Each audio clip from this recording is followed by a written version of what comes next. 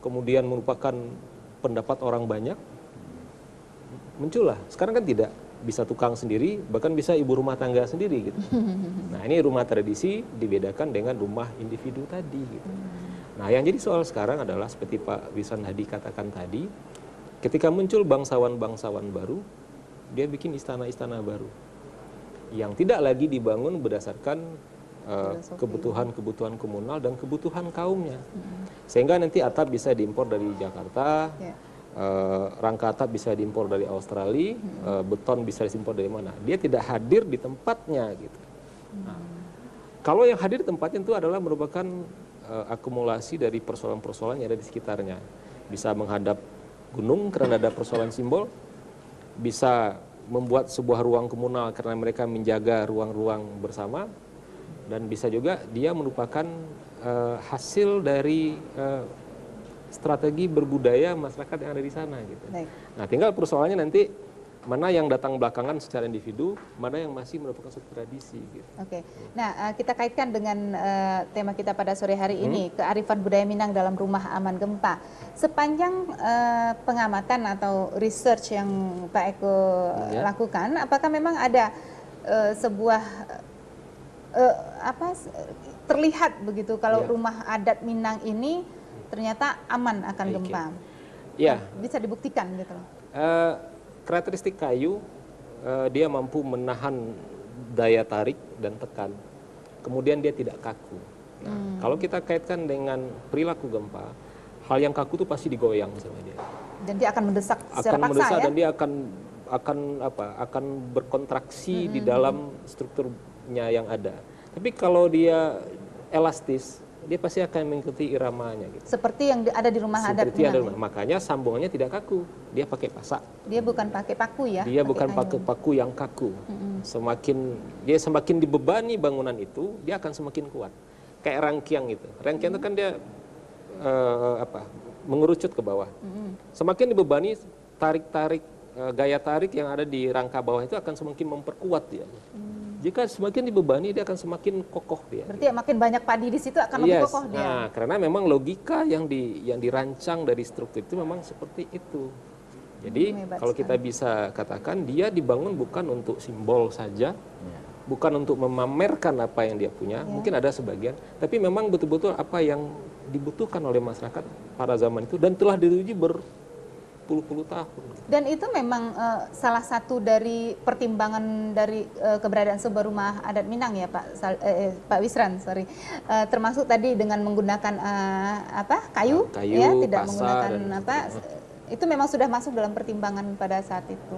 Ya bisa jadi, tapi bisa juga kita pada satu kurun waktu pengetahuan orang kan berkembang. Mula-mulanya mungkin dia tahu hanya bahan kayu.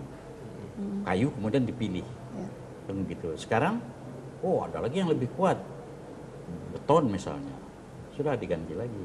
Tapi orang tidak pernah tahu seperti apa yang dikatakan Pak Eko tadi, bahwa kayu mempunyai daya elastis yang lebih tinggi daripada suatu konstruksi bangunan yang kaku, yang masif seperti beton itu. Berarti nenek moyang kita dulu secara tidak sengaja mungkin ya tidak ada maksudnya bahwa pertemuan antara kayu ini yang lebih memperkokoh begitu ya? Atau memang mereka sudah memikirkan hal itu? Atau mereka memang sudah memikirkan? Saya kira dia memikirkan hal itu. Ya, contohnya mudah saja. Ketika orang membuat rumah gadang, yang dibuat dulu sekali, ya, itu bukan mendirikan tiangnya, tapi disiapkan yang untuk patu atau semua itu tiang itu kemudian nanti didirikan, baru kemudian diletakkan sandi di bawah tiang. Jadi dia tidak ditancapkan ke tanah. Dia tidak perlu membuat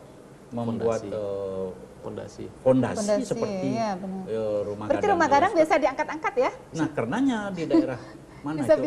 Saya pernah baca dua di Sijunjung apa di Solo itu, karena dianggap rumah itu salah arah, kemudian digeser bersama.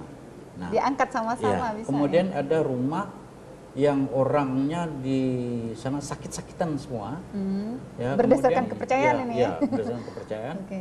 Kemudian dipindahkan, digeser. Itu kan luar biasa sekali, sebuah rumah gadang bisa digeser-geser. Itu event langka itu Pak, Iya. perlu kita abadikan kalau ada lagi seperti itu. Ya, saya juga kalau tidak salah saya pernah beritahu kawan-kawan di sini. Ya, tapi nggak tahu apakah itu ditindaklanjuti atau tidak. Oke. Ya. Itu masih ada sampai sekarang ya, pemahaman-pemahaman seperti itu akan arah rumah gadang atau apa? Oh, gitu? sekarang nggak lagi. Nggak lagi ya? Nggak lagi. Sekarang karena orang dengan alasan, ya kita kan lebih percaya kepada agama. Jadi kepercayaan-kepercayaan Gunung Merapi, Iya. Gunung Sago, Gunung Tandike atau Gunung Talang itu tidak perlu lagi. Tapi berdasarkan sejarah yang ada, rumah gadang kita itu memang tidak ada yang ambruk atau tidak ada yang rusak karena hantaman gempa atau goncangan gempa? Setahu saya tidak. Tidak ada ya Pak Eko? Kalaupun dia ambruk, itu karena lapuk. Karena lapuk. Ya. Tidak dihuni biasanya ya Pak ya? Ambruk mungkin karena ya perkauman itu yang ambruk. Bukan rumahnya. Oke, nah Pak Eko, artinya rumah yang dibuat dari kayu, apa kita bisa simpulkan bahwa rumah yang terbuat dari kayu itu lebih safe untuk menghadapi bencana gempa dibandingkan rumah beton, rumah batu? Iya, tentu dalam batasan-batasan tertentu. Kalau misalnya ukurannya 40 meter persegi, 42 sama kayu mungkin bisa ya. Tapi menurut saya yang menjadi penting bukan itu, bahwa pemahaman kita tentang gempa juga berkembang. Itu satu. Yang kedua, seringkali yang lupa orang dalam membangun rumah, bahwa dia tidak membangun rumah berdasarkan apa yang sudah menjadi ketentuan satu. Kemudian secara tradisional kita tahu masyarakat kita sangat arif dengan hal-hal yang berhubungan dengan gejala-gejala alam itu. Misalnya saja di kearifan lokal yang pernah ada yang kita pikir masih ada sebagian, memilih kayu, jenis kayu, kemudian menentukan sambungan, bahkan menentukan hari penebangan pun ada. Saya pikir semua bisa dibuktikan sebelumnya. Kenapa dia menebang bukan dalam kondisi musim hujan misalnya, karena nanti akan rapuh dan seterusnya. Pada pohon-pohon yang dianggap pada musim bunga, itu tidak boleh ditebang. Tidak boleh ditebang. Tidak boleh pada ditebang. waktu-waktu tertentu gitu Ya, ya? pada waktu musim bunga itu. Oke. So itu dianggap karena kalau dia sudah dijadikan itu kumbang kan Akan datang. Dan itu Oh, akan itu orang-orang tradisi tahu persis. tahu persis itu. Kemudian yang kedua mungkin yang perlu juga kita perhatikan tentang rumah kayu tadi, bahwa mereka mempunyai cara yang artinya mereka memang sangat dekat dengan gejala alam itu. Saya pernah tulis dulu bahwa cara mencari tempat di mana dia akan meletakkan rumah itu ada. Ada kebiasaan-kebiasaan. Kalau kita tidak sebut sebagai falsafahnya ya, bahwa yang datar itu untuk rumah. Kalau yang banyak air itu nggak usah lah, itu bantu. Tidak dibikin perkampungan di situ ya. Itu ranangan itia katanya dan seterusnya gitu. Nah, saya pikir kita bisa gali. Yang kita gali, kita lihat dan kita buktikan sekarang di daerah-daerah kita masih mereka memakai itu. Misalnya buat jangan longsor. Nah, mereka tanam tanaman-tanaman yang tidak longsor.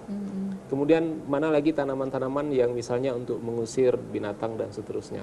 Pasti mereka punya sesuatu yang menurut saya itu sangat lengkap di rumah itu.